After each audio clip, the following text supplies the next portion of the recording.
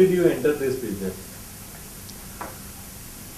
Actually, from the very beginning of my career, I was looking for some items which were not being produced in India, and India was importing at that time.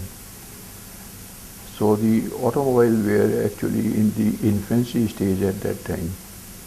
Scooters were only being produced by 250 a month only, something like that.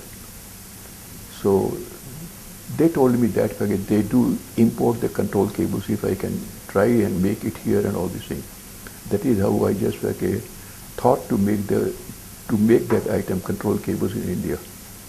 And that was my very beginning to start this industry in India. How did you develop the team?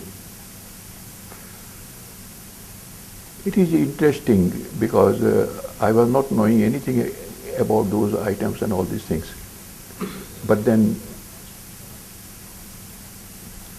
those who were making something like a curtain spring and all these things, I did go to them and I just wanted to know them and just made them a sort of team with me that you can supply me curtain spring.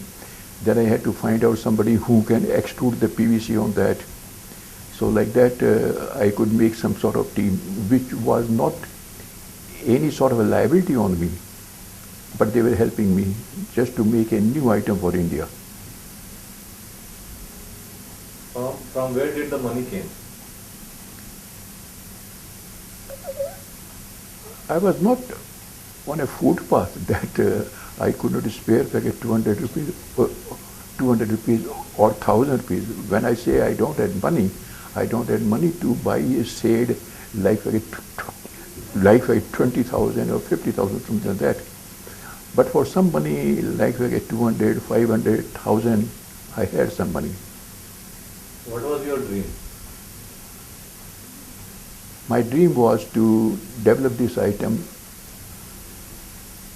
not only for India, but to export those countries who were exporting to India, like Japan and Italy. And I'm very glad to say that, yes, we made those control cables in India and we exported back to Italy and Japan.